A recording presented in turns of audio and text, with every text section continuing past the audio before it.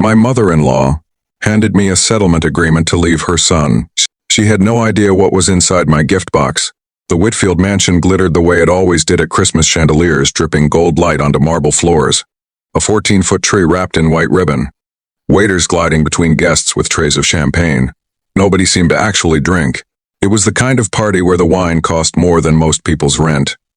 And every laugh in the room sounded just a little rehearsed. I stood near the grand staircase in a green dress I'd bought on sale 8 months ago, holding a small gift box wrapped in gold ribbon, watching my husband's family move through the room like they owned the air itself, which, in a way, they did. My name is Amara Bennett. 6 months ago, I married Julian Whitfield, only son of Margaret Whitfield, matriarch of one of the oldest banking families on the East Coast. I was a pediatric nurse. He was a hedge fund manager. We'd met at a hospital fundraiser, fallen in love over black coffee and long walks, and gotten married in a small ceremony that Margaret had not attended. She'd called it a scheduling conflict. Everyone in the family knew what it really was. Margaret Whitfield did not approve of me. Not because of anything I'd done, because of what I wasn't. I wasn't from old money. I wasn't a Whitfield family friend's daughter. I hadn't grown up summering in the Hamptons or learning French from a private tutor. I was a nurse from Baltimore whose mother cleaned office buildings at night to put her through school. To Margaret, that wasn't a story of resilience. It was a disqualification. She'd never said any of this to my face. Margaret was too polished for that. Instead, she said it in 100 smaller ways, the way she introduced me to her friends as Julian's wife instead of by name.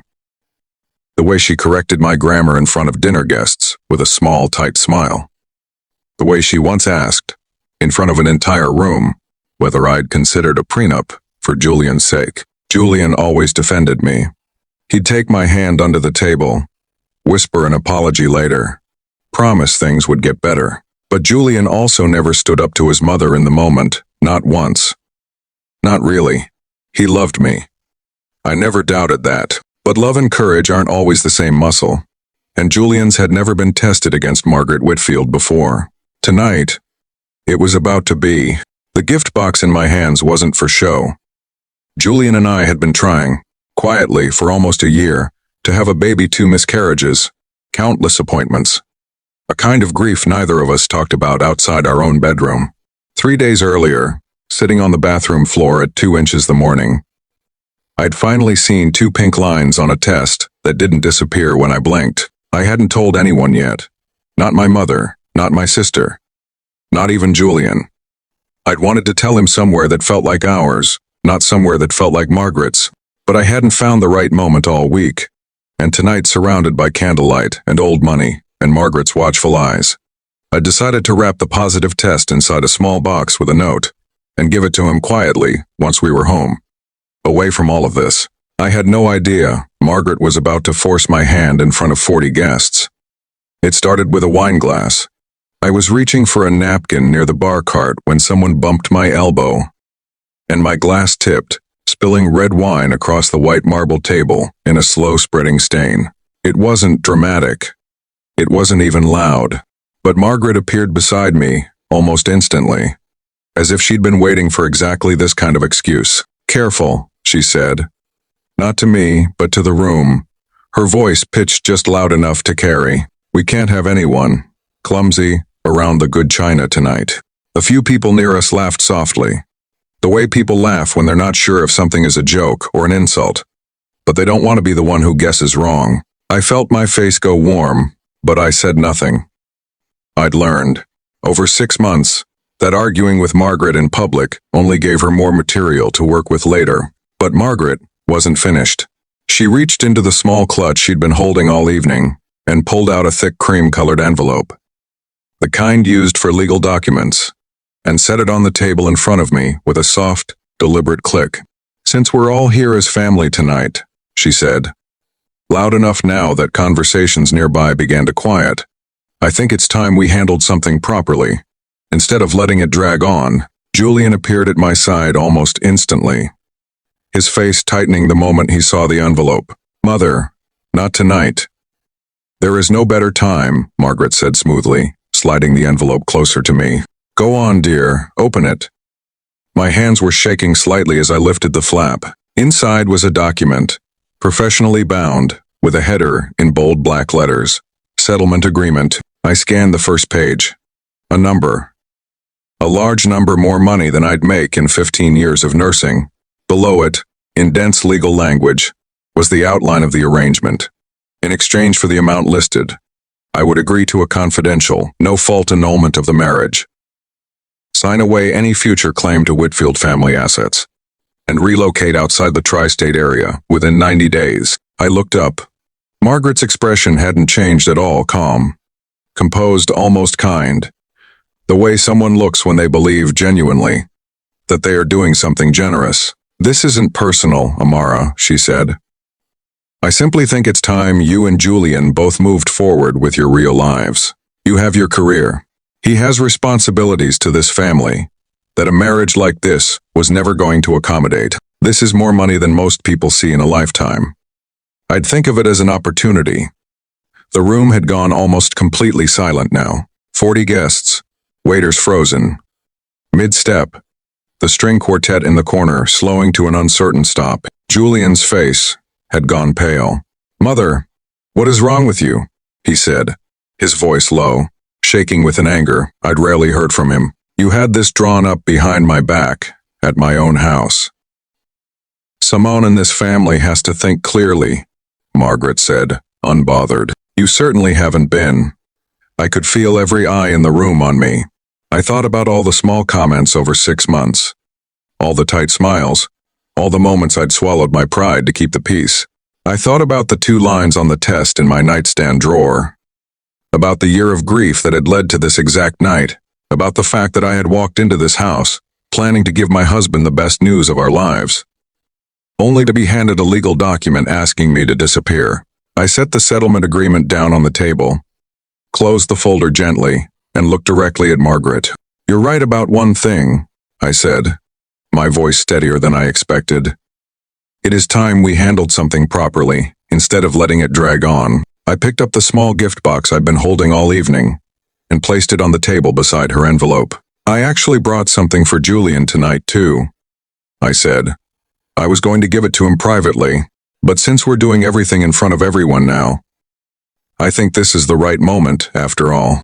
I untied the gold ribbon, lifted the lid, and turned the box toward Julian, so he and everyone standing close enough to see could look inside. Nestled in white tissue paper was the pregnancy test.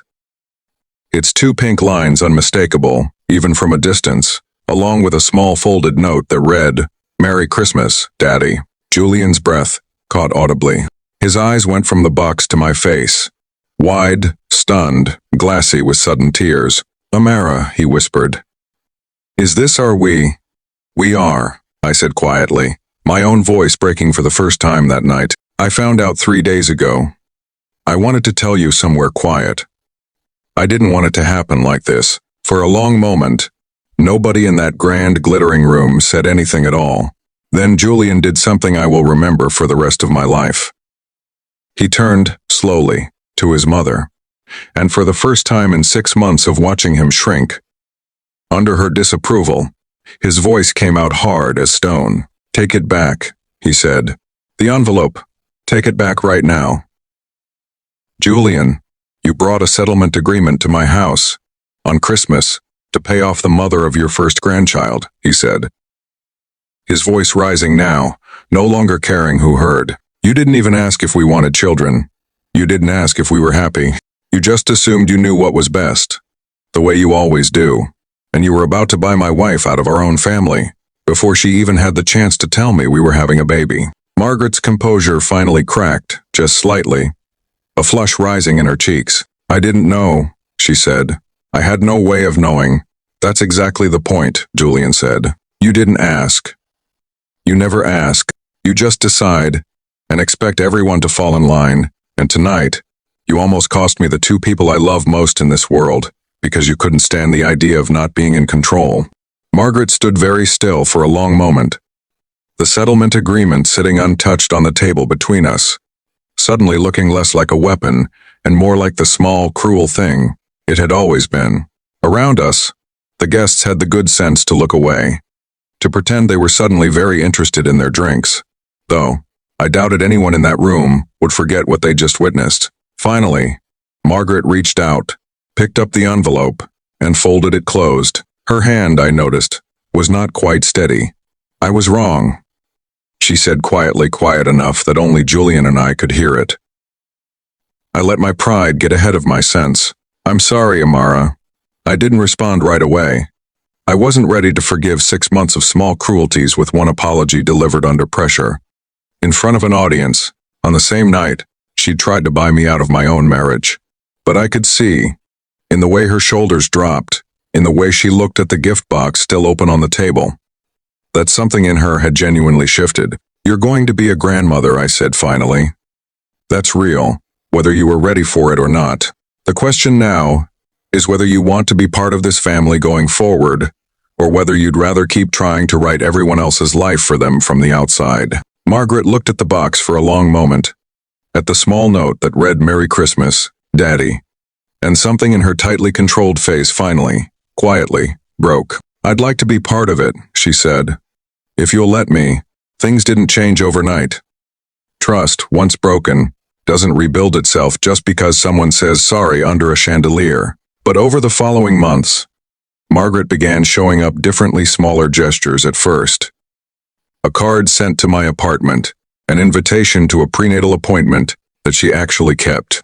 By the time our daughter was born the following August, Margaret Whitfield was in the waiting room before Julian's own father arrived, holding a small, hand-knitted blanket she'd made herself.